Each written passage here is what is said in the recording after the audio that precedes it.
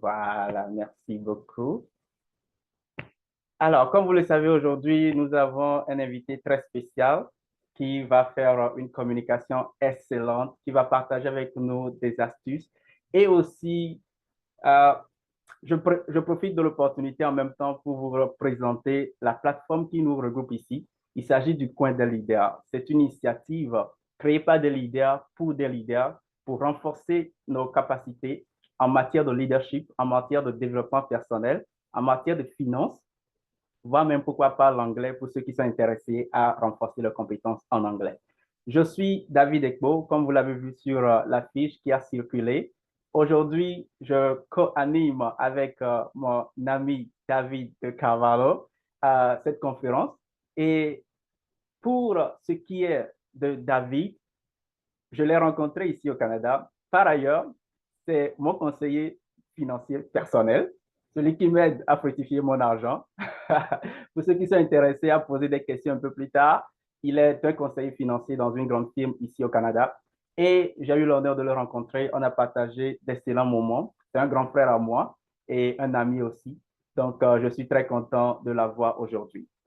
Avant de lui donner la parole, j'aimerais vous demander à tous ceux qui sont présents ici s'il vous plaît, de muter vos micros, OK, pour que la communication soit beaucoup plus fluide et facile à tout le monde de comprendre. Mutez vos micros. Si vous voulez réagir, il y a l'icône de réaction dans Zoom où vous pouvez envoyer des stickers ou bien des loves ou même dans le chat, vous pouvez envoyer des messages dans le chat.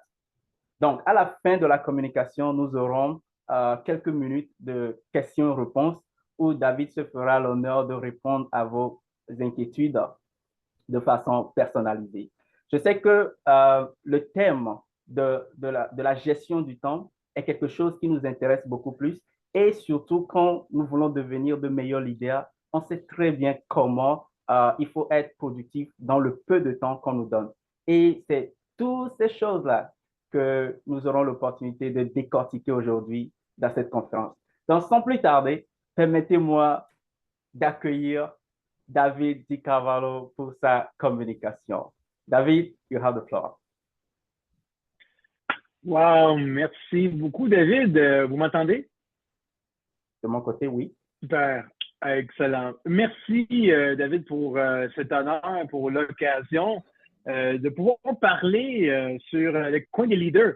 Premièrement, félicitations. Je crois que c'est une très, très belle initiative de pouvoir partager des meilleurs conseils sur le leadership, ce thème de leadership qui pourtant peut être tellement vague, mais il y a tellement de bons contenus qui existent aujourd'hui sur plusieurs plateformes, que ce soit sur YouTube ou même sur TikTok.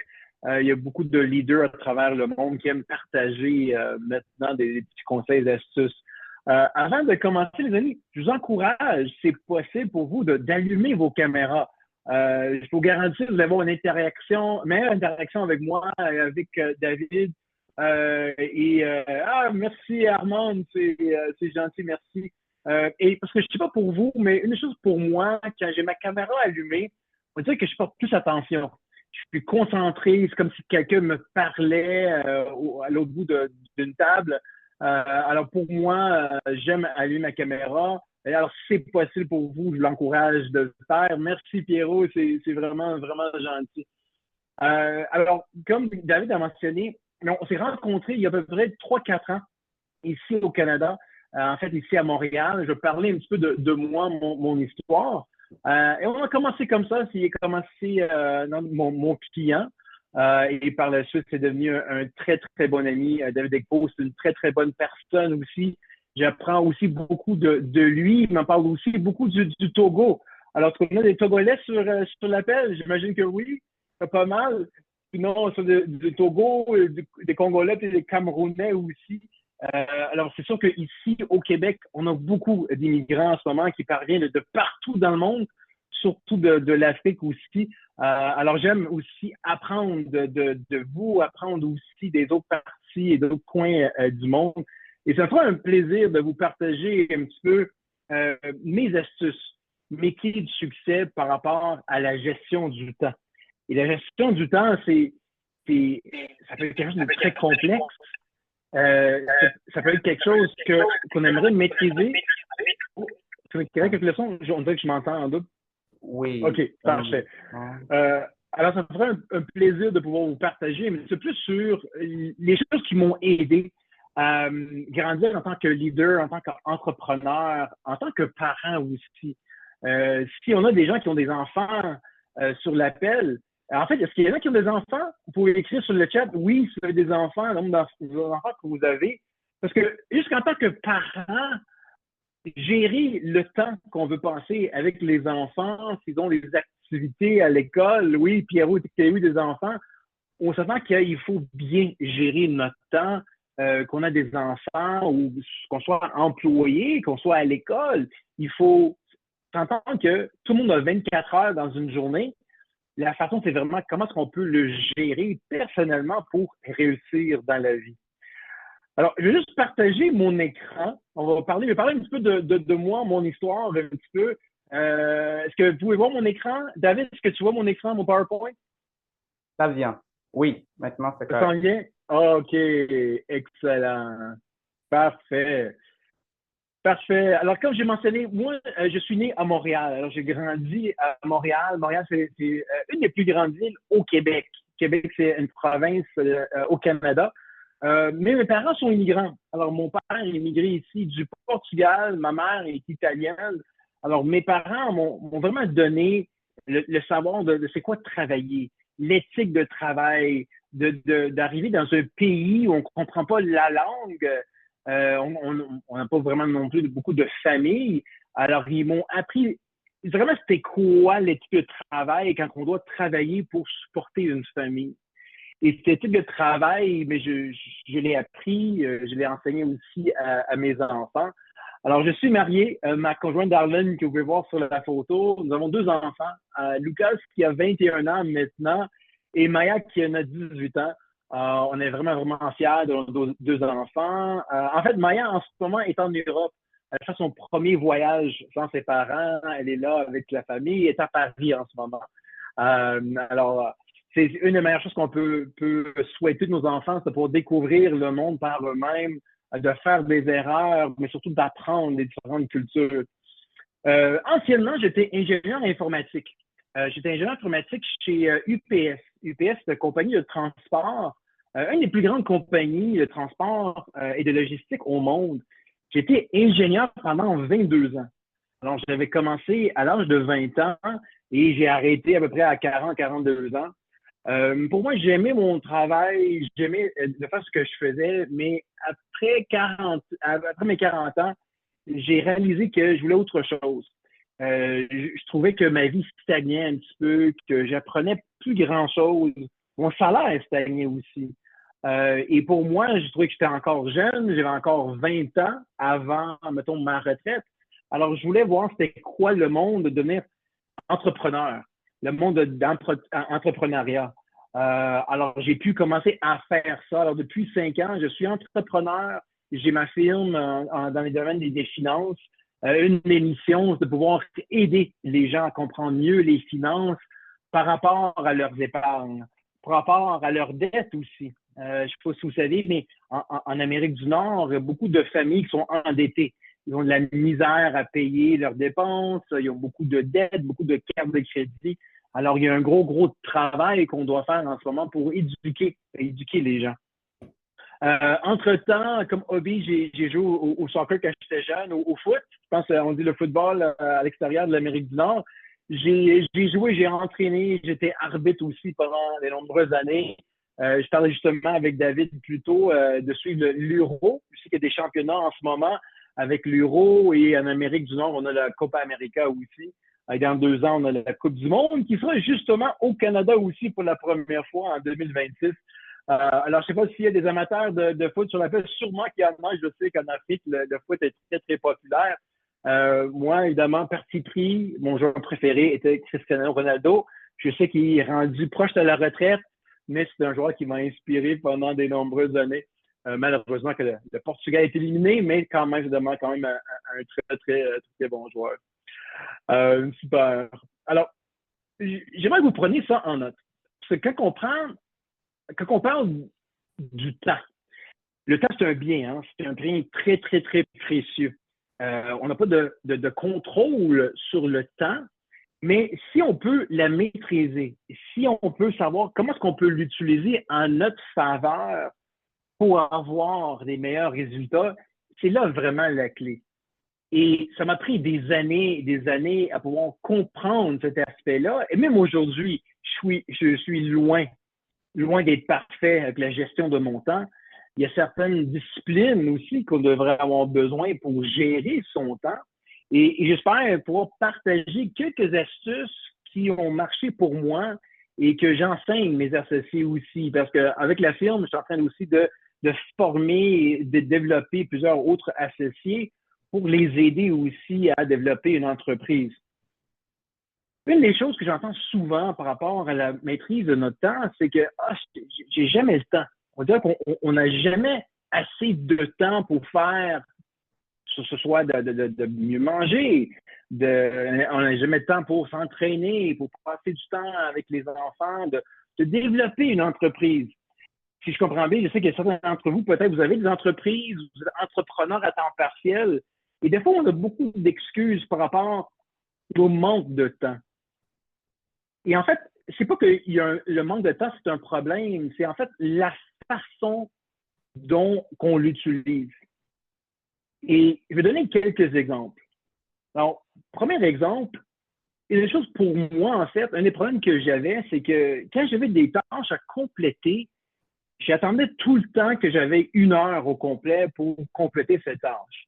Alors, mettons qu'il était 16h30 et j'avais, mettons, la maison nettoyée. Je voulais toujours attendre à 17h.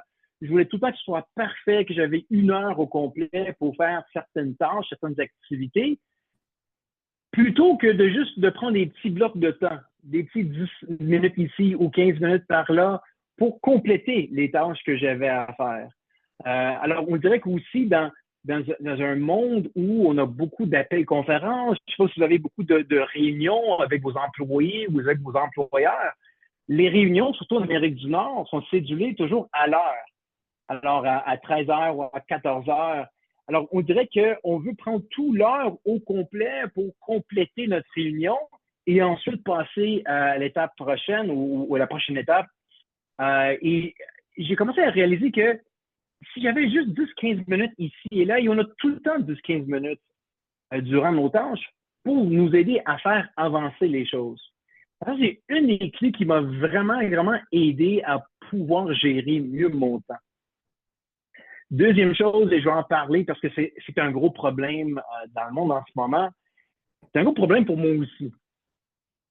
Combien de temps est-ce qu'on perd sur notre téléphone, notre cellulaire mobile, que ce soit iPhone, Android, peu importe? On s'entend, on est d'accord que le téléphone a été conçu avec les applications pour garder notre attention. En fait, on dit que les applications comme TikTok, Facebook, Instagram, YouTube, ils envoient des alertes, ils envoient des notifications pour garder notre attention. C'est comme la dopamine. Alors, comme, mettons, avec l'alcool, la nicotine ou même des drogues, la dopamine fait en sorte qu'on est accro à la drogue. C'est sûr, la même chose ici avec la dopamine, avec les téléphones cellulaires. Alors, combien de temps est-ce que vous perdez sur votre téléphone, honnêtement? Et si vous ne le savez pas, un petit truc que je vais partager avec vous, je sais que ça existe sur les iPhones, même sur les Android aussi. Il y a une fonction sur le téléphone qui s'appelle, je veux dire en anglais, Screen Time. Si vous allez dans le panneau de configuration de votre téléphone, vous allez voir une option pour voir le nombre de temps que vous passez sur votre téléphone. Et vous pouvez même avoir un rapport pour déterminer le nombre de temps que vous dépensez par application. Je vous encourage de le faire, pas nécessairement maintenant, si vous êtes sur le téléphone à cause du Zoom, faites-le après. Mais j'étais choqué de voir que je dépensais à peu près 4 heures par jour juste sur TikTok, Facebook, Instagram. Oui, j'utilisais les mêmes plateformes pour mon entreprise, mais on s'entend aussi que oui, je consultais beaucoup les vidéos, les Reels, comme on dit, qui gardaient notre attention. Alors, même si c'est des 30 secondes à la fois, au terme d'une journée, ça représentait 4 heures de ma journée. 4 heures. 4 heures que je pouvais passer plus de temps avec ma conjointe, mes enfants. 4 heures où je pouvais faire plus d'appels pour bâtir mon entreprise. Et c'est quelque chose que je voulais améliorer. Et même si j'ai encore beaucoup de travail à faire, je me suis dit que le téléphone, même si c'est un outil incroyable aujourd'hui, on devrait être reconnaissant d'avoir accès à quasiment tout la planète au complet dans un téléphone. Il faut faire attention. Il faut être honnête avec nous-mêmes pour voir est-ce que c'est vraiment une distraction ou est-ce que c'est vraiment un outil qu'on a besoin d'utiliser. Alors, je vous encourage de le consulter, ce rapport-là, ça s'appelle Screen Time, dans votre téléphone, et juste de voir si vous pouvez l'améliorer. Si vous pouvez même bloquer des temps dans votre journée. Alors, si vous travaillez ou si vous voulez vraiment concentrer, mettons, de 9 h à 10 h le matin, fermez toutes les notifications dans votre téléphone. Concentrez-vous sur la tâche la plus importante de votre journée. Et par la suite, 1 heure plus tard, vous pouvez allumer votre téléphone et voir si vous avez manqué des notifications ou des likes ou des messages de vos amis. Troisièmement, est-ce que vous savez comment vous utilisez votre temps dans une journée? Alors, est-ce que vous êtes conscient du nombre de temps que ça vous prend pour peut-être vous lever, pour préparer les enfants, pour aller à l'école, peut-être le nombre de temps que vous prenez peut-être à l'église? Je sais qu'ici, en Amérique du Nord, on a beaucoup de trafic. Alors, quand on va, mettons, au travail ou à l'école, on passe beaucoup de temps dans nos véhicules. Pour moi, ce que j'ai commencé à faire dans mon véhicule, je passais à peu près 1 heure par jour dans mon véhicule pour faire le trajet de la maison à mon bureau. Alors, ce que je faisais, c'est que je voulais maximiser mon temps. Alors, je peux faire un appel de mon véhicule, je peux appeler des clients, je peux appeler des associés, mais je peux aussi apprendre dans mon véhicule. Alors, avec Spotify, Apple, même avec Google, on a accès à des podcasts. Même là, David est en train d'enregistrer cet atelier. Sûrement, quand il va être vous partagé, vous pouvez le réécouter dans votre véhicule ou dans l'autobus ou quand vous êtes en milieu de transport. Alors, d'être plus efficace avec notre temps. Ça arrive aussi qu'on écoute des audios, alors des livres audio avec, mettons, l'application Audible ou je ne sais pas s'il y a d'autres applications qui existent en Afrique. Alors, quand je fais le ménage à la maison ou, mettons, quand je passe l'aspirateur, je vais écouter l'audio. J'essaie de m'avancer avec ma lecture. J'adore lire, j'adore apprendre aussi. Alors, est-ce que vous savez comment exactement vous êtes en train d'utiliser votre temps dans une journée? Comment est-ce qu'on peut faire pour améliorer maintenant la gestion du temps? Alors, je vais parler d'un concept que j'ai appris d'un livre. C'est un livre qui était excellent. Le livre s'appelle Avaler le crapaud. C'est un livre qui a été écrit par un auteur qui s'appelle Brian Tracy. Alors, le livre encore s'appelle Avaler le crapaud de Brian Tracy. Le concept d'avaler le crapaud, c'est juste quand même très simple. Ça fait tellement de sens. Avaler le crapaud, c'est de déterminer la tâche la plus importante, qu'on appelle le crapaud, de faire à chaque jour et de l'attaquer en premier. De faire la chose peut-être qu'on déteste le plus. Première chose le matin ou première chose dans notre journée. Qu'est-ce qui va arriver quand on avale le crapaud en début de journée? C'est qu'on va avoir déjà un sentiment d'accomplissement. De dire oui, je l'ai fait. Oui, j'ai appelé le client que je ne voulais pas appeler. Ou oui, j'ai aidé mon ami à déménager. Une tâche que je ne voulais pas faire. Ce qui est difficile maintenant, c'est d'identifier le crapaud à tous les jours. La meilleure chose, c'est de le faire la veille. Alors, en soirée, j'analyse ma journée le lendemain pour voir c'est quoi mon crapaud. C'est quoi la tâche que je devrais faire en début de journée. Pourquoi en début de journée? On est plus à l'aise, on est plus peut-être réveillé. Et on dirait que lorsqu'on le complète, la tâche qu'on ne voulait pas compléter, il y a un sentiment d'accomplissement incroyable. Au lieu de remettre et reporter le crapaud à plus tard. Ah, je vais faire plus tard. Non, ça ne me tente pas de faire cet appel-là. Non, ça ne me tente pas de faire ce rapport-là, je vais faire plus tard. Mais quand on le remet plus tard, qu'est-ce qui arrive? C'est que il continue de trotter dans notre tête. En fait, ça peut causer plus de stress, plus d'anxiété. Parce qu'au lieu d'être concentré sur ce qu'on devrait faire, on a toujours le crapaud dans notre tête. Alors, avec le crapaud, c'est un concept qui m'a aidé énormément.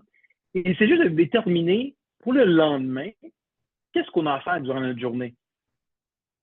Et des fois, de donner des priorités. Alors, on peut les nommer de A, mettons A, B, C, D. Toutes les choses qu'on détermine par un A, bien, on va les faire en premier, ensuite B, C, D et E. C'est sûr qu'on va vouloir les changer durant la journée, mais l'important, c'est de pouvoir identifier la tâche qui est la plus importante et de l'avaler, de le faire en premier pour qu'on soit vraiment fiers de nous-mêmes et d'avoir senti qu'on a accompli quelque chose. Ensuite, un aspect qui m'a aidé énormément, c'est d'utiliser des blocs de temps. C'est d'allouer des périodes spécifiques pour différentes tâches. Et je vais vous donner un truc pour exactement comment on devrait faire ça. Ça nous aide à rester concentrés. Alors, mettons, si je veux prier ou mettons, si je veux lire ou apprendre quelque chose, de me dire, OK, quand est-ce que je veux prier? Est-ce que je veux prier de 7 h à 8 h le matin? Ou est-ce que je veux faire la méditation de 20 h à 20h30? C'est juste de vraiment être spécifique avec les différentes tâches qu'on veut faire durant une journée et de l'identifier. Comme ça, on va être concentré et on va voir un plan qu'on va faire à tous les jours pour nous aider à être organisés. Alors, le troisième point, c'est justement ça, c'est de planifier chaque jour. Je dirais même, planifier même votre semaine à l'avance. Une chose que j'adore faire avec ma conjointe à tous les dimanches, on va à l'église, on prépare la semaine, on prépare les repas pour la semaine, mais on planifie notre semaine à l'avance. C'est-à-dire, c'est quoi les tâches qu'on doit faire? C'est quoi les activités qu'on a? Est-ce qu'il y a des anniversaires? Est-ce que les enfants ont des activités? Alors, en le planifiant à l'avance, on est préparé, on attaque la semaine au lieu d'être réactif. Alors, je vous encourage de prendre le temps, soit au début de la semaine ou au moins chaque fin de journée pour planifier et organiser vos tâches pour le jour suivant.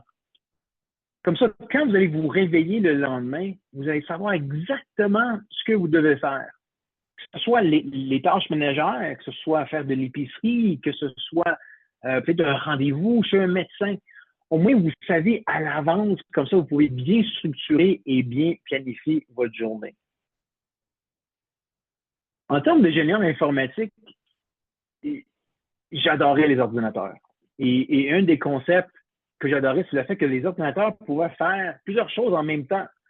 On appelle ça en anglais multitasking, ou faire des multitâches. Et on dirait qu'en tant qu'humain, on pense pouvoir être capable de faire plusieurs choses en même temps. De pouvoir peut-être lire un livre et en train d'écouter quelque chose en même temps. Vous pouvez passer du temps avec quelqu'un tout le temps, je ne sais pas, écrivant un livre ou écrivant un poème. Le problème, c'est qu'en tant qu'être humain, le cerveau n'est pas conçu pour faire plusieurs choses en même temps. En fait, on dit que quand on essaie de faire plusieurs choses en même temps, on n'est pas concentré sur ni un ni l'autre des tâches. Alors, pour moi, il fallait que je me concentre et je donne 100% de mon attention et mon focus à une tâche. Et si, mettons, je passais du temps avec les membres de la famille, mettons un repas, un souper, de m'assurer qu'il n'y a aucune distraction. Il n'y a pas de téléphone à la table, que personne n'est en train d'utiliser le téléphone pour texter, qu'on est tous là ensemble parce qu'on est concentré sur la conversation avec la personne qu'on a devant nous. Et aussitôt que j'ai commencé à me concentrer sur une tâche à la fois, je me rappelais beaucoup plus de ce que je faisais. Et surtout, quand on parle de relations humaines, porter plus attention à la personne qui est devant moi, que ce soit un client, que ce soit ma conjointe, que ce soit mes enfants. J'ai remarqué que ce n'était pas la quantité du temps avec eux qui était le plus important, c'était la qualité. Alors, pour moi, c'est d'essayer d'éviter de faire plusieurs choses en même temps et de donner mon 100% d'attention à la personne ou à la tâche que j'avais à faire. Ce qu'on est correct à date, parce qu'il y en a qui ont je sais qu'on va poser des questions par après, mais si vous avez des questions entre-temps, je vais regarder le chat entre-temps pour voir, ou David, tu peux m'arrêter s'il y a des questions dans le chat, mais je pense qu'on va juste continuer. Par rapport à utiliser des blocs de temps, je vais partager un concept que oui, j'ai lu dans le livre Availler le crapaud, qui s'appelle la technique Pomodoro. Et en fait, Pomodoro, c'est drôle parce que Pomodoro en italien, ça veut dire tomate. Et en fait, dans le temps, on avait une minuterie qui ressemblait à une tomate, que dans la photo que vous avez à droite. Mais la technique a été inventée, développée par Francesco Cirillo dans les années 80. La technique est très, très simple et ça m'a aidé énormément à pouvoir me concentrer sur plusieurs tâches, mais de le faire correctement. On s'entend que si j'étais pour, mettons, lire pendant 1 heure ou 2, on ne peut pas le faire 1 heure comme il faut, bien concentré. La technique Pomodoro a été conçue pour qu'on puisse faire des tâches pendant 25 minutes de temps seulement et qu'on met une minuterie pour compter le nombre de temps qui nous reste sur la tâche. L'avantage maintenant avec les téléphones, c'est qu'on peut mettre des minuteries. Alors, mettons, c'est faire le lavage ou nettoyer la maison, de mettre 25 minutes, de se concentrer pendant 25 minutes et après de prendre une courte pause de 5 minutes. Et ensuite, de le refaire. De le refaire à l'autre 25 minutes, soit sur la même tâche ou sur une autre tâche. Et c'est prouvé que quand on fait des tâches pendant une période de 25 minutes, on est beaucoup plus concentré, on a aussi beaucoup plus d'énergie à faire cette tâche-là. Alors, moi, dans mon domaine, avec ma firme, je fais beaucoup d'appels. Je dois appeler des clients, je dois appeler des agents, je dois appeler des partenaires d'affaires aussi. Et j'ai remarqué que si je consacrais 1 heure au complet à faire des appels, que beaucoup de fois, il y avait certaines distractions. Il y a certaines distractions que je voulais avoir aussi parce que je voulais prendre une pause. Une pause pour juste prendre du temps. Mais j'ai remarqué que quand je cédulais mes appels pendant juste 25 minutes et que j'arrêtais, je prenais une pause de 5 minutes. Durant la pause de 5 minutes, soit que j'allais prendre un thé, j'allais marcher, je revenais, j'appelais un ami ou un membre de la famille, je revenais, que j'étais beaucoup plus efficace et concentré à faire ma tâche quand je le faisais pendant une période de 25 minutes seulement. Alors, la technique Pomodoro, c'est quelque chose qui fonctionne très, très bien. Je l'encourage même avec mes associés de pouvoir le faire aussi. Et peu importe, c'est quoi votre métier, si vous avez une entreprise, si vous avez des enfants, vous pouvez même voir avec vos enfants, surtout quand c'est le temps de faire des devoirs ou même si ils ont des activités à faire, ils veulent jouer ensemble. Demandez-leur de faire l'activité pendant 25 minutes seulement. Dans mon cas, mes enfants, c'était pour, mettons, nettoyer leur chambre. Alors, ils disent, oh, mais il y a tellement de choses à faire, ça va me prendre 3 heures pour nettoyer ma chambre. C'est ça que ma fille me disait souvent. Je leur dis, Maya, on va le faire 25 minutes à la fois. Fais un petit 25 minutes à la fois, après 5 minutes de pause, et on va le refaire après. Et on dirait qu'elle était plus motivée à le faire parce qu'on le faisait par petits bouts à la fois. Alors, la technique Pomodoro, c'est pour améliorer la concentration, mais surtout la productivité en offrant des périodes de repos régulières pour éviter l'épuisement mental. Mais aujourd'hui, il y a beaucoup d'épuisement mental. Surtout en Amérique du Nord, où on est connu pour travailler non seulement de 9 heures le matin à 5 heures le soir, mais il y en a beaucoup, surtout ceux qui sont entrepreneurs, de commencer plus tôt et terminer beaucoup plus tard. L'épuisement mental, c'est un problème en ce moment. Alors, c'est important d'avoir des bonnes techniques, des bonnes stratégies pour se concentrer pendant 25 minutes, mais par la suite prendre un petit congé, un petit break de 5 minutes pour nous aider à se recentrer, pour faire une petite méditation, pour aller profiter du beau temps à l'extérieur et de revenir sur les tâches qu'on a à compléter. Autre chose qui m'a aidé énormément avec la gestion de mon temps, que ce soit en tant que parent, entrepreneur ou même quand j'étais employé, c'était d'utiliser un horaire, un agenda. Un agenda, c'est quelque chose qui peut être très efficace pour la gestion de notre temps. Auparavant, j'aimais utiliser l'agenda qu'on avait dans notre téléphone ou dans l'ordinateur. C'est sûr qu'on a beaucoup d'outils, d'applications qui peuvent nous aider à gérer notre temps. Je vais partager quelque chose avec vous, c'est que depuis quelques années, j'ai commencé à utiliser un horaire en papier. Ça peut te sembler un petit peu étrange. David, tu es ingénieur informatique, pourquoi tu aimes utiliser un horaire en papier? Parce que je peux voir exactement ce que j'ai à faire durant ma semaine et la semaine prochaine aussi. Je peux avoir plusieurs différentes couleurs qui identifient des rendez-vous personnels. Ça peut être des rendez-vous avec la famille aussi. Parce qu'une chose que j'ai réalisée, c'est qu'est-ce qui va rentrer dans votre horaire, c'est qu'est-ce qui est important pour vous. Alors, montrez-moi votre emploi du temps et je vous dirai ce qui est important pour vous. Alors, pour moi, surtout comme pour les gens qui ont des familles, c'est passer du temps avec eux. Est-ce que vous l'indiquez dans votre horaire? Quand est-ce que vous passez du temps avec vos conjoints, vos conjointes, vos enfants? Est-ce que vous écrivez dans votre horaire quand est-ce que vous allez à l'église? Quand est-ce que vous prenez du temps pour vous? Pour moi, il y a quelques années, j'avais juste écrit les rendez-vous que j'avais au travail. Et ce que j'ai réalisé, c'est que je passais beaucoup trop de temps au travail et moins de temps avec mes enfants. Jusqu'à temps que j'ai réalisé qu'il fallait aussi que j'organise le temps que je passe avec les enfants. Alors, si on voulait passer une soirée en famille, si on voulait écouter un film en famille, on l'écrivait, tous les quatre, on l'écrivait dans notre agenda. Soirée à la maison, on écoute un film, samedi soir à 19 h. Parce que je sais que c'est important pour moi et pour Darlene, ma conjointe, mais c'est aussi important pour les enfants. Et en le voyant dans mon horaire, je sais que c'est important pour moi.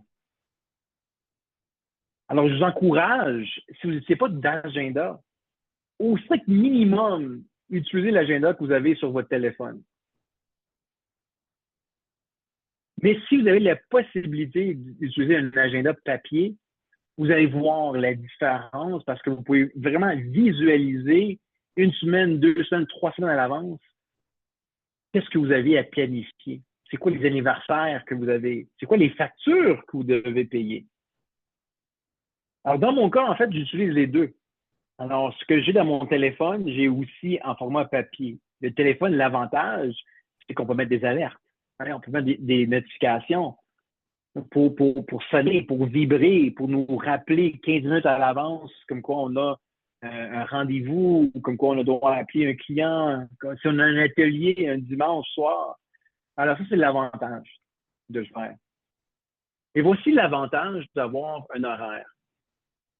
Un, ça vous aide évidemment avec l'organisation. Ça garde tous vos tâches et rendez-vous au même endroit. Et je vous recommande de tout noter dans votre agenda. Non seulement les rendez-vous, mais même les choses que vous voulez faire. Si vous passez du temps avec un ami, notez-le. Si vous devrez aller à l'épicerie, notez-le. Comme ça, vous avez tout indiqué. Comme ça, vous ne pouvez pas oublier non plus les tâches que vous avez à faire. Ça vous aide aussi à mettre une certaine priorité. Hein? Alors là, ce que je vous disais, à identifier le crapaud, et si on dit que le crapaud, c'est de nettoyer la cour de la maison, mais on va le faire tout le matin, mettons un samedi matin, ça nous aide à mettre une certaine structure et priorité avec les tâches qu'on a à faire. Troisième chose, ça va nous aider aussi à fixer des objectifs. Ça nous aide à définir et suivre nos objectifs à court et long terme. Et là, je veux venir aussi sur un aspect qui est important, de pouvoir se fixer des objectifs. C'est quoi notre objectif pour la semaine? Que ce soit pour notre développement personnel, que ce soit pour le temps de nos enfants. C'est quoi notre défi ou notre objectif pour le mois en termes de notre revenu, en termes de nos épargnes? Si on a des objectifs à tous les semaines, à tous les mois, on est capable maintenant d'assurer qu'on a des tâches et l'activité qui correspond à nos objectifs. Alors, exemple, mettons pour moi, avec mon entreprise, pour le mois de juillet, mettons que je veux aider 4 familles par semaine. Mais c'est quoi maintenant les tâches que je devrais faire à tous les jours pour m'aider à réaliser cet objectif-là? Est-ce que j'ai fait assez de contacts? Est-ce que j'ai fait assez d'appels? Si vous avez une entreprise où vous consultez des gens, que ce soit en informatique ou en logistique, c'est ça la même chose. C'est quoi votre objectif pour les entreprises durant le mois? Est-ce que c'est un objectif avec un certain revenu? Mettons, vous voulez faire un 10 000 ce mois-ci. Et maintenant, dans votre horaire, c'est OK, qu'est-ce que je devrais faire à tous les jours pour atteindre mon objectif? Peut-être votre objectif, c'est de courir un marathon. Peut-être que vous voulez courir un marathon à la fin du mois d'août. C'est sûr que quand on court un marathon ou quand on veut courir un marathon, on ne l'a jamais fait, c'est mieux qu'on s'entraîne, qu'on se prépare. Oui. Alors, c'est important de définir nos objectifs. Où est-ce que je veux me rendre après une semaine? Combien de kilomètres est-ce que je veux courir la semaine prochaine, la semaine suivante? Et d'assurer de fixer des objectifs, d'avoir l'activité dans notre calendrier et de reviser, de revoir notre plan. Un des aspects aussi qui m'a aidé énormément, c'est aussitôt que je commence à être organisé, ça a réduit le stress que j'avais. Parce que ça clarifie exactement ce que je devrais faire, quand je devrais le faire. Et je ne pouvais pas vraiment oublier parce que je le voyais visuellement dans mon horaire, dans mon agenda. Ça nous permet aussi d'avoir un suivi de notre temps. Ça nous permet d'identifier où est-ce qu'on peut être plus efficace. Alors, il y en a peut-être d'entre vous qui sont plus matinales. Moi, je suis quelqu'un de matinal. Moi, je me lève à 4h30 le matin, je fais ma méditation, ma prière, je me prépare pour la journée et je commence vraiment à travailler vers 7h le matin. Et je sais que je suis plus efficace le matin. Alors, je vais faire vraiment les tâches les plus complexes, les plus compliquées tout le matin. C'est mon crapaud. Tard le soir, j'ai moins d'énergie. Alors, tard le soir, puis je vais faire ma lecture, je vais prendre le temps pour ouvrir et réfléchir, je vais être reconnaissant aussi, je vais faire ma gratitude pour la journée. Ça, c'est vraiment les tâches que je vais faire le soir. Mais ça, c'est vraiment personnel à vous. Alors, juste de voir pour dire, oui, vous savez, je suis plus efficace le soir, j'ai plus d'énergie le soir, parfait. Alors, prenez le temps peut-être de faire la tâche la plus complexe pour vous, mais tard en soirée au lieu qu'en début de journée. 6e point, ça vous aide à vous responsabiliser.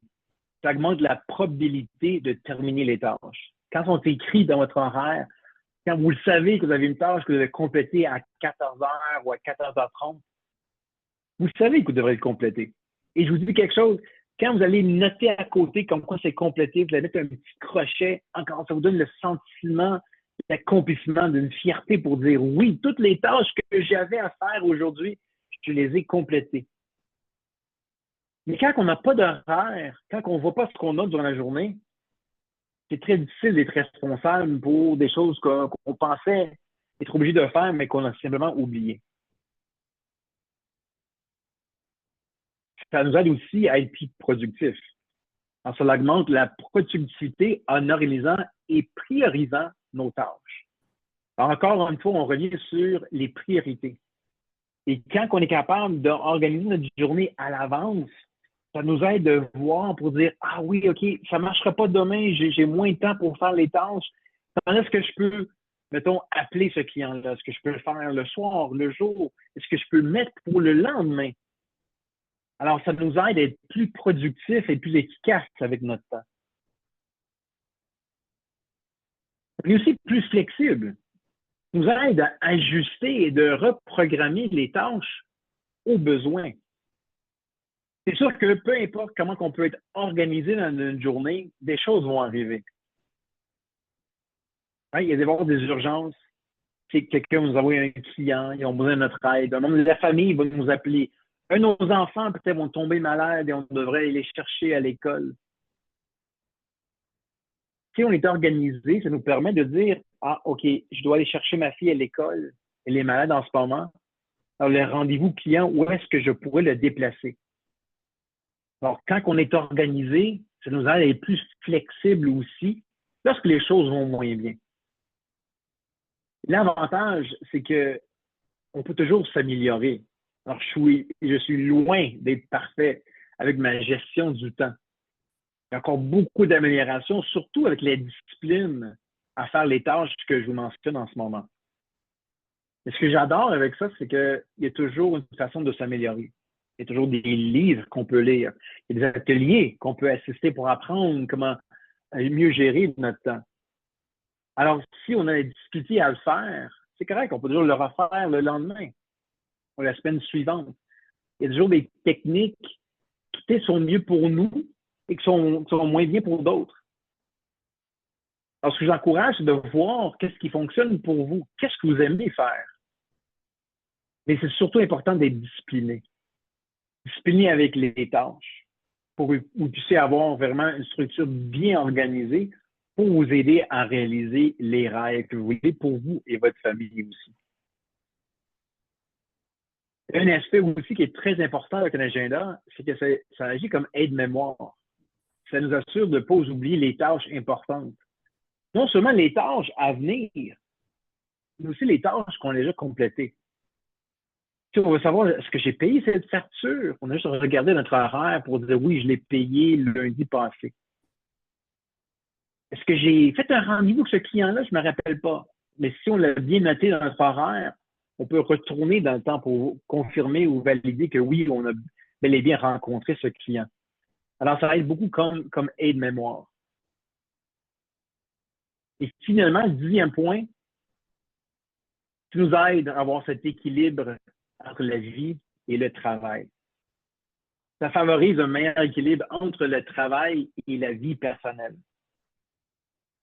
Et je vous dirais qu'un équilibre parfait n'existe pas. Pour des gens qui disent que oui, c'est possible d'avoir un équilibre vie-travail, c'est quasiment impossible. Parce qu'à certains moments, le travail sera plus important. Et peut-être on va passer moins de temps avec la famille ou les gens qu'on aime. Mais quand on les réalise qu'on devrait maintenant passer plus de temps en famille, qu'est-ce qui est arrivé? Il va arriver, c'est qu'on va passer juste plus de temps avec la famille et moins de temps au travail. Alors, je dirais que c'est jamais 50-50. Et pour moi, j'ai beaucoup de misère à comprendre ça au début parce que pour moi, je voulais que ce soit vraiment égal. Et surtout quand on est entrepreneur, on comprend qu'on doit consacrer beaucoup de temps à notre entreprise. Et c'est important d'avoir la bonne communication avec les gens qu'on aime parce que oui, c'est possible qu'on va passer moins de temps avec eux. Et s'ils comprennent pourquoi, on va pouvoir les aider à comprendre pourquoi on passe moins de temps ou plus de temps au travail.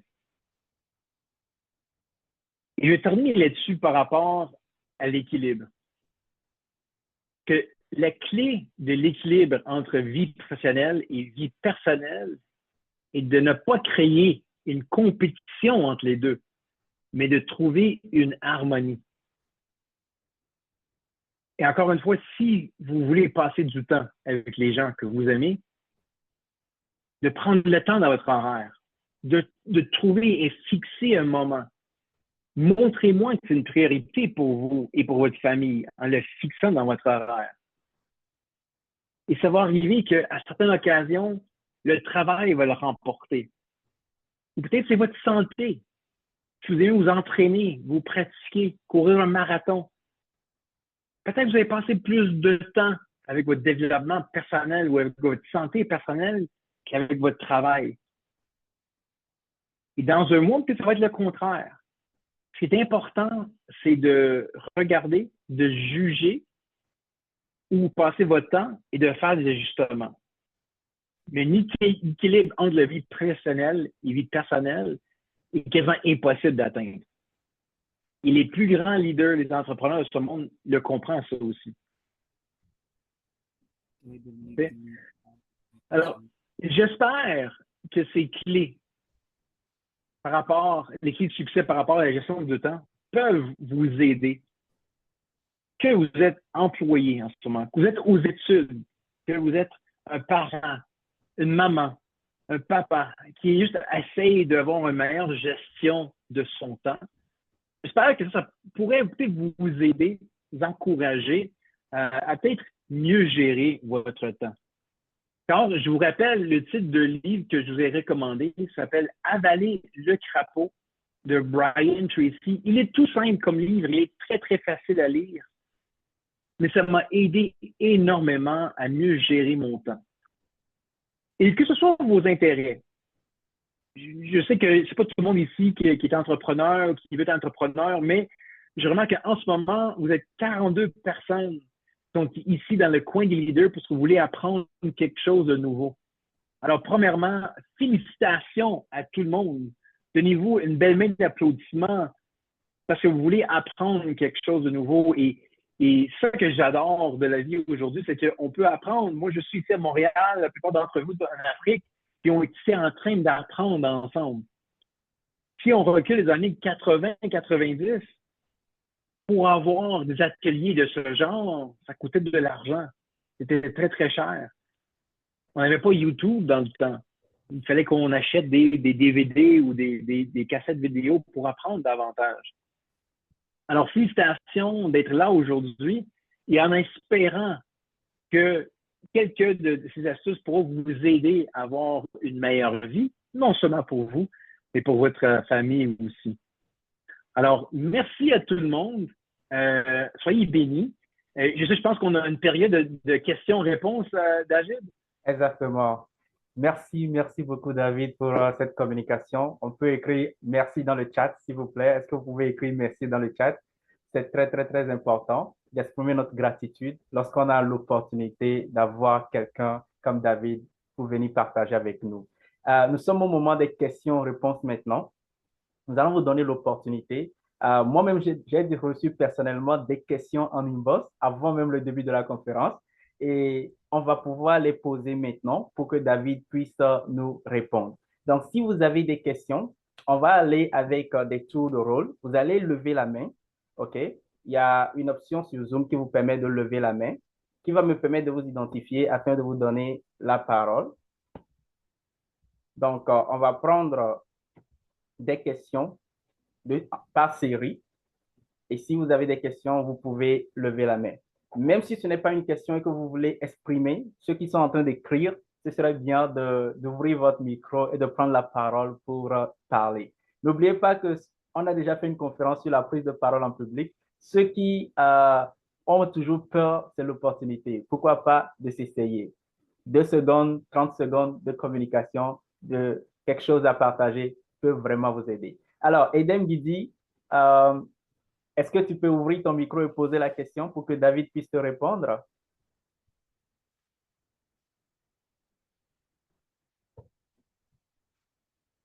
Très bien. Je pense que ta réponse a été donnée. Alors, Oui, ça, c'est par rapport à l'auteur du livre, Avaler le crapaud. L'auteur, je l'ai mis dans le chat. Alors, c'est Brian Tracy. C'est un livre qui devrait être facile à trouver. Je sais qu'ils l'ont même sur Amazon. Amazon existe en Afrique, oui, David? oui, oui. Le monde? Oui, parfait. Alors, je sais que oui, c'est un livre qui est excellent. Ah, je crois qu'on a une question de Pierrot. Yes, Pierrot, tu peux ouvrir ton micro et poser ta question.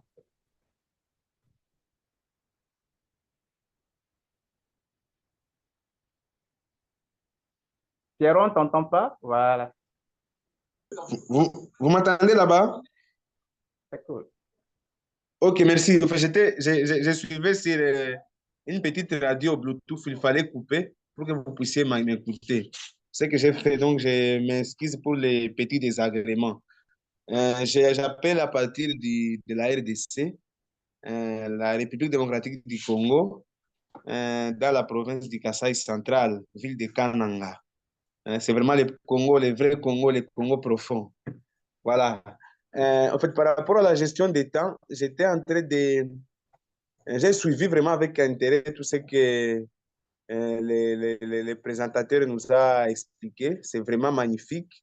Alors, il a parlé de l'équilibre entre vie vie professionnelle et vie personnelle. Le point là m'a beaucoup intéressé. Il a aussi parlé d'essayer de prioriser les activités.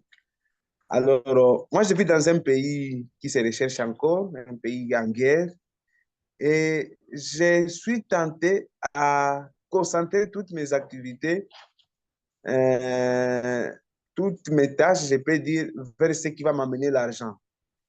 Et d'emblée, les activités comme la lecture, qui ne va pas amener l'argent directement, les activités comme des ateliers pareils, je peux les sacrifier parce que seulement il y a une activité qui va m'amener l'argent. Malheureusement, c'est l'argent pour 2, 3 minutes, peut-être, hein, pour quelques jours. Mais pour les longs termes, souvent, ça ne m'intéresse pas. Alors, je risquerais de vieillir, malheureusement, en train de vivre dans l'alimentaire sans pour autant investir. Alors, j'étais en train de vouloir demander à notre présentateur, qu'est-ce qu'on peut faire? Parce que vraiment, on est obligé de rester dans des petits travaux, dans des petites choses, alors qu'il faut investir dans les gras, dans les macros. Voilà, mais c'est ça ma question. Merci. Merci beaucoup, Pierrot. Et je profite pour saluer tous les Congolais qui sont dans l'appel. Je ne parle pas congolais, mais je vous salue. Merci beaucoup. Donc, ta question fait référence à quel choix faire entre l'investissement, investir dans des petits travaux ou investir dans des macros pour avoir de l'argent et où est-ce que tu dois prioriser, focaliser ton attention le plus. Donc, David se fera un plaisir de pouvoir te répondre. On va profiter en même temps pour prendre 2 ou 3 questions afin que David puisse répondre à ces questions en même temps. Je pense que j'avais vu Youth with Difference. Est-ce que tu avais une question?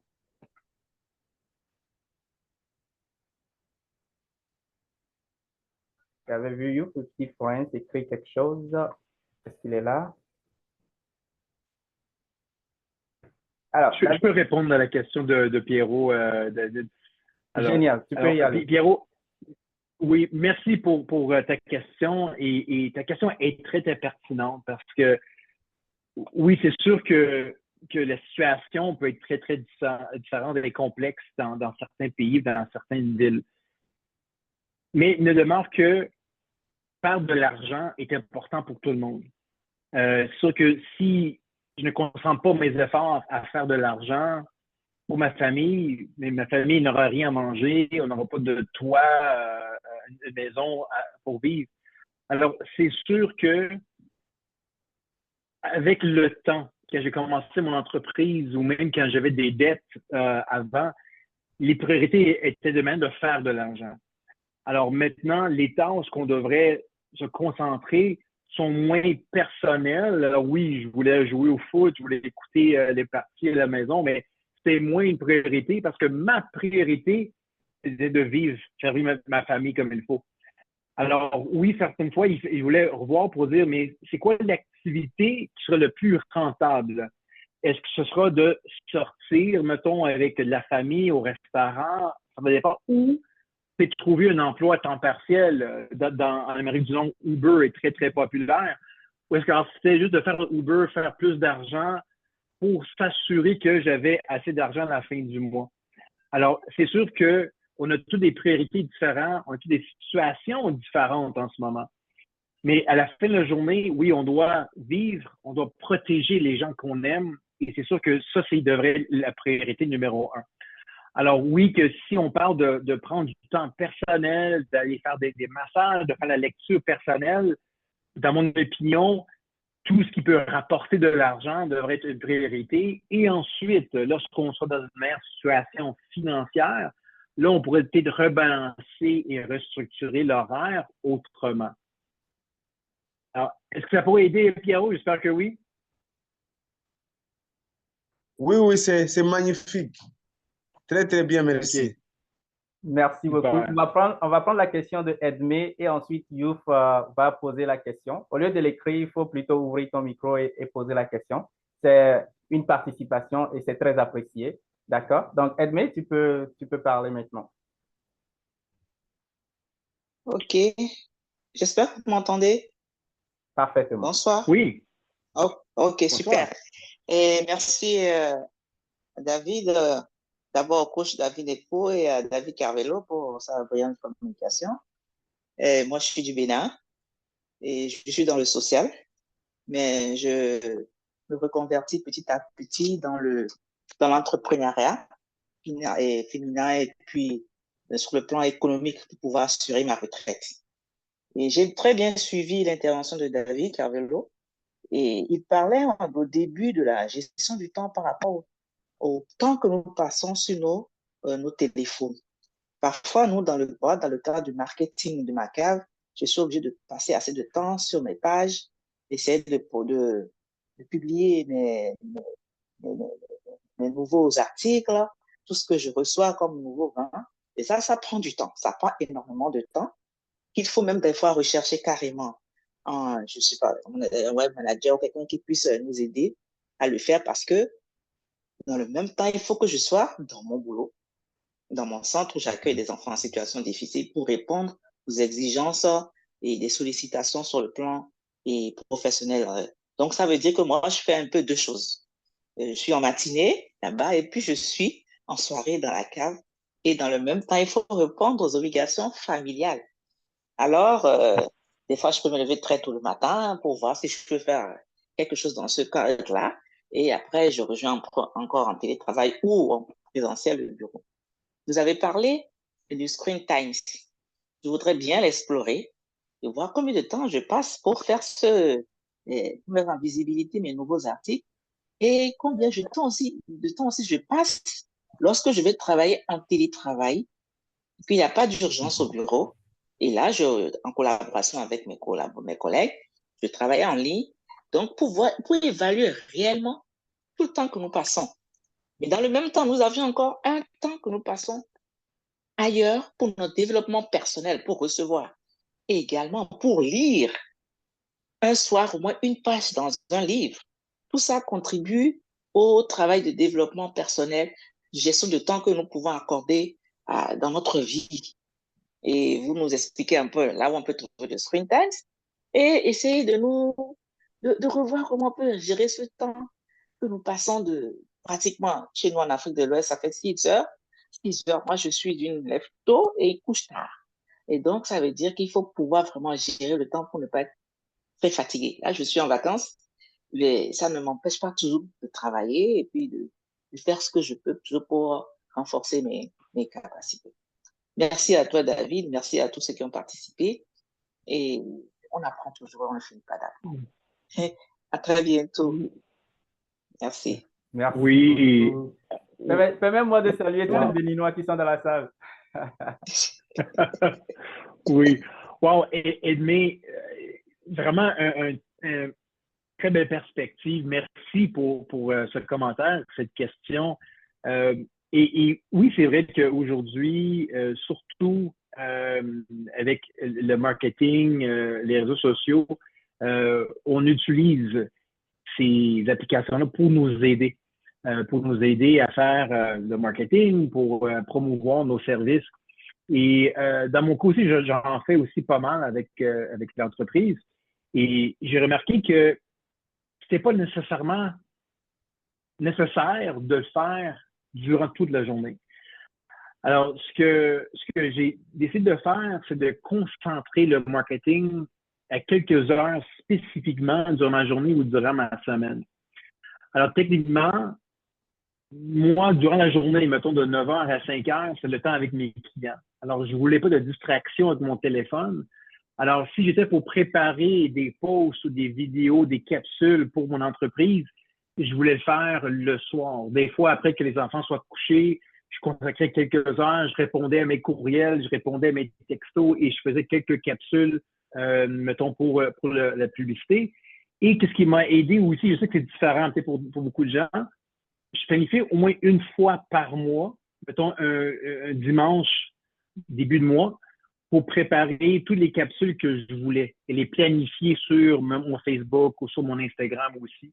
Comme ça, je perdais moins de temps durant ma journée sur le téléphone. L'autre chose aussi qui m'a aidé avec ça, c'est au lieu d'utiliser Facebook et Instagram sur le téléphone, j'utilisais sur l'ordinateur. Alors, on dirait que quand c'est sur l'ordinateur, on est plus en mode travail. On est moins porté à ce qu'on appelle du scrolling. Et c'est ça le problème avec cette application-là, c'est que c'est fait pour garder notre attention. On crée un post, on voit qui crée des commentaires, et tout à coup, on est rendu sur des vidéos du foot avec Cristiano Ronaldo, et 45 minutes plus tard, on est encore sur le téléphone.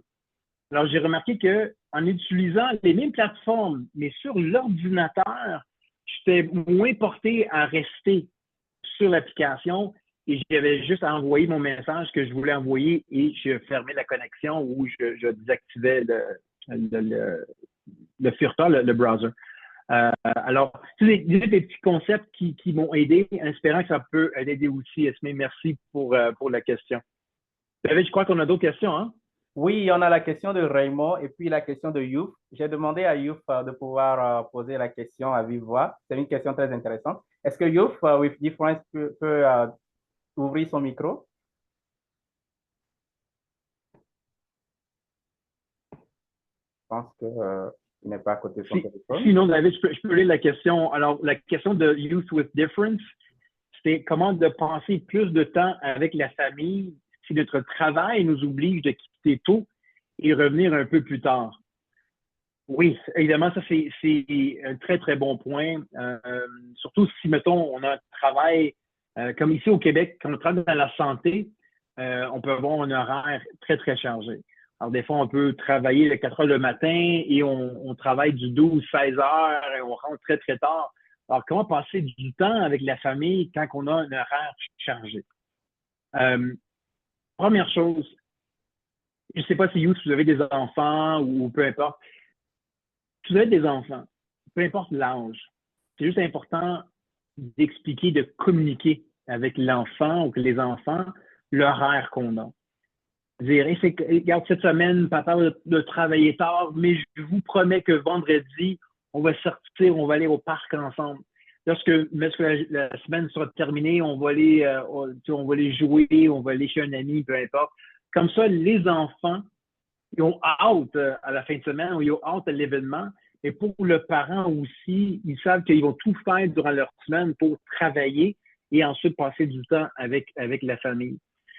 Quand on donne ces astuces-là aux enfants, je vous garantis qu'ils vont voir hâte.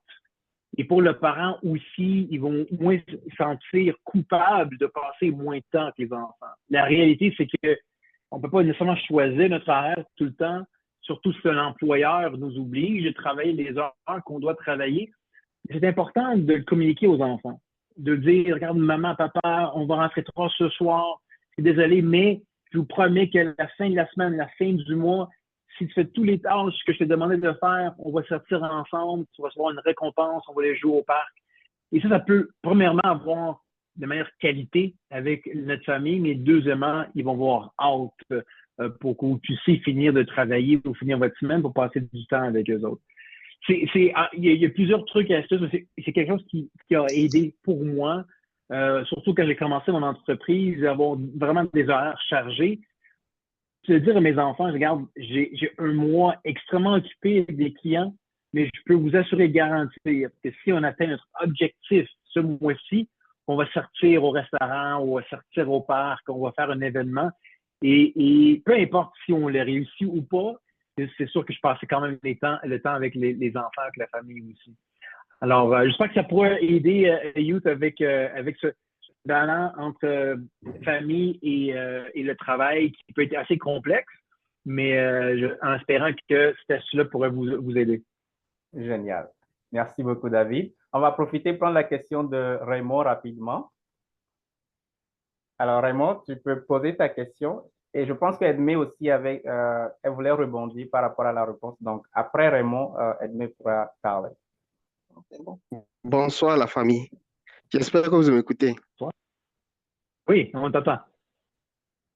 Ok, d'accord. Je dis un sincère merci à l'organisateur de ce Zoom. Moi, je m'appelle Raymond, je suis togolais, je suis à Lomé. Vraiment, le temps, je vois que c'est un bon thème, surtout que si l'Afrique même peut, c'est ça qui appauvrit beaucoup les bon nombre d'Africains, nous les Africains, parce que nous, on s'en fout tellement du temps. Et on fait du temps de tout ce que nous, on veut. Et vraiment, beaucoup de choses nous rattrapent. Bon, je pense que, bon, à propos de cela, ma préoccupation, ma question est celle-ci. Ici en Afrique, notre culture est bien différente de celle occidentale. Supposons que j'ai fait un programme de la journée, j'ai un agenda, peut-être que j'ai un programme le demain pour partir en congé, par exemple.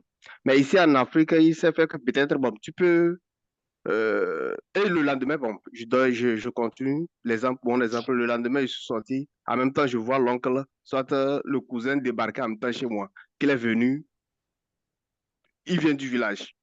Bon, dans ce cas, est-ce qu'il faut annuler? J'ai déjà un agenda, un programme bien défini. Il faut reprogrammer les choses ou qu'on va faire. Or, si ce que je le renvoie, je ne peux pas le refouler aussi. Parce que si chez nous en Afrique, ce sont des trucs, bon, qui sont tellement courants. Donc, c'était ma préoccupation. Merci beaucoup. Oui. Oui, wow, merci Raymond. Et oui, c'est réellement un défi. Qu'est-ce qu'on fait par rapport aux obstacles ou des choses qui vont changer? Tu as parlé un petit peu de, oui, les membres de la famille qui se présentent à la dernière minute. Qu'est-ce qu'on fait? Est-ce qu'on leur dit, garde, il faut que tu retournes de bord parce que je suis occupé? C'est difficile comme situation et ça m'arrive aussi. C'est sûr que, dépendamment de ce qu'on a dans notre horaire chargé, ce que j'ai appris à faire, c'est d'accepter l'obstacle, c'est-à-dire accepter l'invitation ou accepter la visite de membres de la famille, mais juste de pouvoir leur dire d'une façon de dire hey, viens chez moi, mon ami, je t'apprécie, ou j'aimerais prendre un café ou on va manger ensemble. Juste pour te dire que j'aurai à peu près 30 minutes ou 45 minutes parce que j'ai d'autres tâches à faire. C'est correct avec toi. Au lieu de juste leur dire, regarde, j'ai pas le temps en ce moment, parce qu'on veut évidemment les recevoir à bras ouverts. Moi aussi, j'ai des membres de la famille qui viennent à l'occasion juste nous porter visite. Mais on dirait que juste en leur disant, ça me ferait un plaisir de voir passer avec eux, mais que je peux consacrer, mettons, 30 minutes, 40 minutes parce que j'ai d'autres choses à faire. Et je dirais qu'en étant honnête avec eux, ils disent ah, pas de problème, je comprends, je suis ici pour vous dire allô, pour voir les enfants, pour passer un petit peu de temps avec toi. Ça, c'est pas toujours possible. Et c'est sûr que des fois, même si notre horaire est tout chamboulé, qu'on doit tout refaire le lendemain, mais normalement, c'est une petite exception. Que si on est honnête et qu'on dit qu'on a une journée chargée, mais qu'on va quand même passer un petit peu de temps avec eux autres, que normalement, ils l'acceptent, ils devraient être capables de le comprendre aussi. Mais je sais que ça peut être quand même assez complexe à la fois.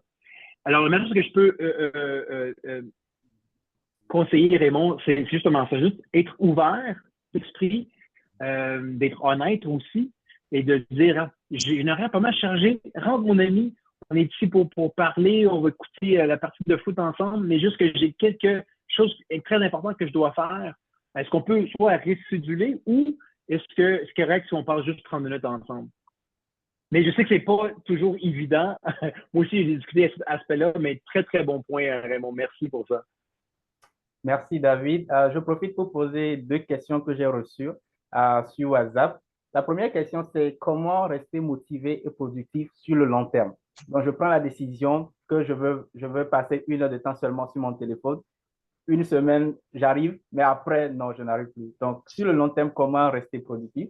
Et la deuxième question, c'est que en tant que leader, euh, je délègue les tâches. Alors, comment déléguer des tâches efficacement aux membres de mon équipe sans perdre le contrôle sur ma délégation? Donc, voilà les deux questions qu'on m'a posées.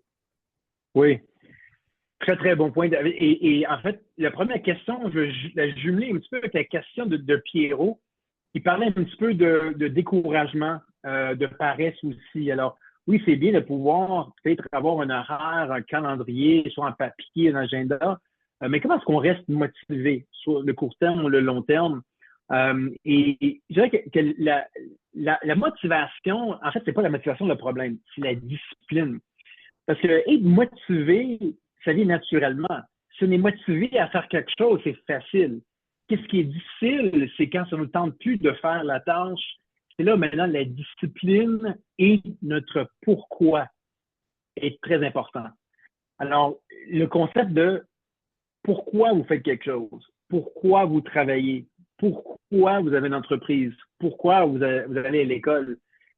Et si c'est, mettons, pour avoir une meilleure vie, pour aider vos enfants, pour ouvrir une association, pour aider les pauvres, ça, c'est un pourquoi qui est important de savoir c'est quoi. Et si vous n'avez jamais connu le concept de pourquoi, je vous encourage à juste réfléchir. Le pourquoi, c'est quelque chose qui va vous inspirer. Alors, pour moi, mettons, avoir une entreprise, c'est de pouvoir laisser un héritage à ma famille, d'assurer que mes enfants et mes futurs petits-enfants peuvent avoir la meilleure vie possible, que ce soit au Canada ou ailleurs. Alors, à tous les semaines, c'est sûr qu'il y a des semaines qui sont meilleures que d'autres, il y a des journées qui sont meilleures que d'autres. Je ne suis pas toujours motivé. Mais les journées où je suis moins motivé, je dis, David, pourquoi tu te lèves le matin? Pourquoi tu dois faire ces appels-là? Est-ce que tu les fais pour nécessairement aider les gens? Est-ce que tu les fais juste pour de l'argent? Ou est-ce qu'il y a une plus grande raison? Et la plus grande raison, c'est pour assurer que je peux tout donner à ma famille et à leurs petits-enfants. Et en écrivant mes buts et mon pourquoi à tous les jours, ça m'aide maintenant à être discipliné. Ça ne veut pas dire que je suis toujours motivé, mais au moins discipliné de continuer à être organisé, de continuer à travailler sur mon entreprise ou sur mon développement personnel. Alors, sur ça, David, et aussi, j'espère que Pierrot, je touche un petit peu aussi à ta question. C'est sûr qu'il y a la paresse qui s'installe, ça ne me tente pas de faire ça, ça ne me tente même pas de planifier mon horaire. Et je vais être honnête avec vous, ça arrive, moi-même, ça m'est arrivé la semaine passée, je n'avais pas vraiment un bon horaire. Ça ne me tentait pas de nécessairement écrire mes buts, d'avoir des tâches bien organisées. Et l'avantage dans la vie, c'est qu'on peut toujours recommencer. On peut toujours juste redémarrer et réessayer encore le lendemain. Alors, pour juste conclure sur la réponse, c'est juste d'assurer que votre pourquoi est très bien défini. Pourquoi vous faites ce que vous faites? Pourquoi vous travaillez pour vos enfants? Pourquoi vous êtes entrepreneur? Pourquoi vous êtes ici en ce moment? Pour quelles raisons? Et de l'écrire et de le reviser à tous les jours. Et ça devrait peut-être vous aider à être plus motivé de garder votre horaire et de continuer à faire vos tâches. Ça aide, Pierrot? Oui, parfait. David, est-ce que ça a aidé? Ça, c'est la première question. Oui. Tu me rappelles la deuxième question? C'est la délégation des tâches. Comment déléguer les tâches et ne pas perdre le contrôle? Ouais. Alors oui, déléguer les tâches, ça peut être complexe pour plusieurs raisons. Une raison, c'est parce que des fois, on a peur de déléguer quelque chose parce qu'on se dit « Ah, je suis mieux de le faire moi-même ». Mais quand on a surtout une entreprise ou quand on veut être un leader c'est quoi? Leader, c'est vraiment être capable d'influencer quelqu'un à prendre une décision qu'ils n'auront pas pu prendre par eux-mêmes. C'est juste ça, un leader, que ce soit un leader politique ou un leader dans une entreprise ou un leader dans une famille, hein, que papa ou mère d'une famille, c'est pouvoir influencer nos enfants de prendre une décision qu'ils n'auront pas pu nécessairement prendre par eux-mêmes. Alors, quand on veut déléguer des tâches, une des meilleures choses, c'est d'assurer qu'il y a une bonne communication. Pourquoi est-ce qu'on veut déléguer la tâche? Est-ce que la personne sait exactement c'est quoi la tâche à compléter et la raison pourquoi vous lui demandez de compléter la tâche? Exemple que je peux te donner, c'est avec mes enfants. Alors, pour ceux qui ont des enfants, on aime déléguer les tâches aux enfants. Est-ce que tu peux ramasser ta chambre? Est-ce que tu peux nettoyer ta chambre? Et normalement, c'est que ouais, je vais faire plus tard, ça ne me tente pas. Mais si on lui dit la raison pourquoi, qu'on a besoin de leur aide, qu'on leur fait confiance, qu'on aime quand ils aident maman, papa avec les tâches. Ils sont une grande fille maintenant, un grand garçon maintenant. D'un un, on leur montre la reconnaissance. On est en train aussi de leur montrer l'importance à compléter cette tâche. Et quand ils vont le réaliser, cette tâche, là, c'est sûr qu'on va les remercier en leur montrant pourquoi c'est important pour vous qui sont compléter cette tâche. Alors, la délégation, là, ça, c'est plus une délégation d'une tâche à la maison. Quand on a des employés, c'est la même chose. Si on dit sur un employé, j'aimerais, monsieur David, j'aimerais que tu complètes ce rapport avant 5 heures ce soir. Et pour l'employé, j'ai une tâche à faire. Mais pourquoi est-ce que ce rapport était tellement important pour le directeur? Pour quelle raison? Il faut que l'employé se sente valorisé, que c'est un rapport qui est important pour l'entreprise, pour le succès, pour le client qu'on va aider. Alors, de mon côté, quand je délègue des tâches, je leur montre l'importance de la tâche, la raison et aussi pourquoi je l'ai choisi pour faire la tâche. Alors, David, je t'ai choisi pour faire le rapport. C'était un des meilleurs. J'adore ton attitude. Tu vas aller loin l'entreprise et je sais que je peux compter sur toi de me remettre ce rapport avant 5 heures. Oui? Je dis, oui, absolument, chef, oui, pas de problème avant 5 heures. Alors, de leur montrer que on les a choisis pour compléter la tâche parce qu'on a confiance en eux et on a confiance qu'ils vont faire un bon travail ici. Ça a aidé, David? Oui, ça a parfaitement aidé. Merci beaucoup. Le pourquoi, toujours donner une raison pour laquelle on demande aux gens de faire des tâches, c'est très important. Merci beaucoup pour cette astuce-là. Je pense qu'il y a quelqu'un qui s'appelle PC qui a envoyé une question que je n'ai pas vue. Est-ce que tu pourras poser ta question, PC? Et je vois Jacques qui a souvent des choses à dire. Est-ce que Jacques est toujours là? Euh, Ça me fera plaisir de t'entendre. J'avais vu Walla et Rebecca. Oui, Youf, tu peux ouvrir ton micro, il n'y a pas de problème.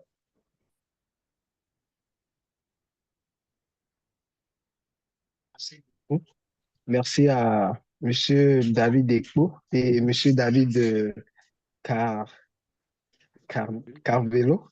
De Carvalho. Merci pour la réponse. Carvalho, s'il vous plaît. Merci pour la réponse aux questions. Je suis vraiment satisfait. Un ajout que je voulais faire, c'est de télécharger l'application Quality Time dans Google Play Store.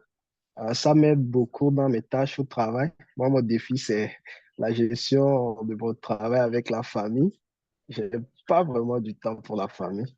Je quitte tôt, je reviens tard, mais avec les astuces données, je crois que ça va beaucoup m'aider. Mais avec l'application Quality Time, aussitôt si je veux travailler, je rentre dans Quality Time et puis ça te permet de mettre juste les applications que tu veux utiliser pour le moment. Ça bloque automatiquement toutes les autres applications. Donc, si c'est 1 heure de temps, 2 heures de temps, je dois faire, je mets 3 heures de temps. Je bosse pendant les 3 heures de temps et par après, j'ouvre mon application Quality Time. Je donne seulement l'accès ou l'autorisation à mes supérieurs qui peuvent m'appeler en ce moment-là. C'est l'ajout que j'aimerais faire. Merci beaucoup. J'ai appris aussi par rapport au livre Avaler le crapaud, surtout le premier principe. J'ai beaucoup apprécié. Merci beaucoup. Ah, wow, merci pour ce commentaire. Je sais que c'est pas You ton nom, mais merci pour le commentaire. T'as combien d'enfants? Premièrement, c'est quoi ton nom? Joël Appétit, mon nom. C'est Joël. Ah, Joël, t'as combien d'enfants? Ouais. J'ai un enfant. Un enfant? Quel âge? Non, il a juste 8 mois. OK, super. Alors, l'application que tu mentionnes, très bonne application. Je l'ai déjà utilisée auparavant. Alors oui, que Quality Time est fait pour contrôler notre temps, de pouvoir aussi limiter l'accès à une application pour qu'on puisse se concentrer sur une tâche. Il y a une autre application aussi qui s'appelle BlockSite. Je l'écris dans le chat. BlockSite existe sur le téléphone, mais aussi sur l'ordinateur. Ça fait quoi BlockSite? C'est qu'on peut limiter Facebook, Instagram, YouTube pour une période de temps. Alors, quand on essaie d'ouvrir l'application ou quand on essaie d'aller sur youtube.com, mettons, ça va dire, ah, vous êtes bloqué. Et on peut mettre un horaire pour dire, mettons, de 9 à 5, que je ne veux pas avoir de distraction. Alors, oui, merci pour ce commentaire, Youth, pour l'application Quality Time. BlockSite, ce n'est un aussi qui existe. Il y en a aussi d'autres aussi. C'est des outils qui peuvent nous aider à limiter le temps et de vraiment passer du temps de qualité avec les gens qu'on aime. Une astuce aussi, et puis je sais qu'on change de sujet, mais par rapport au téléphone, une chose que j'ai remarqué, c'est que si, mettons, en conversation, j'ai mon téléphone entre mes mains, est-ce que vous pensez maintenant que vous êtes la personne la plus importante dans mes yeux? Parce que j'ai le téléphone ici dans mes mains, parce qu'on dirait qu'aussitôt que le téléphone va vibrer ou sonner, je vais le regarder, je vais être distrait pendant 2-3 secondes. Alors, si je suis en conversation avec Joël, avec David, vous ne pensez pas que vous êtes important en ce moment. Alors, que vous soyez avec les enfants, surtout avec les enfants, quand les enfants vous posent une question ou ils ont besoin de votre aide, mettez le téléphone dans une autre pièce. Mettez-le sur une table quelque part. Donnez votre 100% de vous-même à votre enfant ou à votre conjoint, votre conjointe ou à vos employés. Et c'est quelque chose qui est très, très difficile parce qu'on a tout le temps nos téléphones dans nos mains. Mais juste le mettre dans votre poche arrière de votre pantalon ou de votre veston, dans la poche à l'intérieur, ça va faire toute une différence. Parce que pour la personne devant vous, soit votre enfant, là, il va savoir que vous donnez votre 100% d'attention à répondre à leurs questions. Alors, les téléphones, encore, c'est quelque chose que j'ai encore beaucoup de travail à faire. Mais oui, c'est des outils qui peuvent vraiment nous aider dans la vie, mais ça cause aussi beaucoup de distractions. Alors, c'est juste des petits conseils que j'ai à vous partager. De mettre le téléphone de côté, quand vous soupez avec quelqu'un, le mettre de côté aussi. Il n'y a pas besoin d'avoir le téléphone devant nous en tout temps. Merci, Joël, pour le commentaire, pour la question. Est-ce qu'il y en a d'autres, David? Oui, merci beaucoup. J'ai reçu une dernière question qu'on va aborder. Si quelqu'un a une question, c'est la dernière chance de lever la main. On pourra prendre une dernière question. Alors, David, j'ai reçu en e-boss, est-ce qu'il existe des outils qui permettent d'évaluer si on gère bien son temps? Et quel indicateur ou métrique on peut utiliser pour valider l'efficacité de notre gestion de temps? Donc, voilà la question qu'on m'a posée. Alors oui, il existe en fait plusieurs applications. Je dirais que ça dépend aussi dans quel domaine qu'on travaille, si on gère des employés ou pas. Alors, il y a des applications, exemple, une autre application qui s'appelle TeamUp. Je vais mettre dans le chat aussi. Alors, TeamUp, c'est comme un calendrier virtuel, comme Google Calendar, mais où on peut partager notre parent avec quelqu'un aussi. Et on peut avoir différents thèmes. Alors, mettons un événement personnel, versus un projet de travail.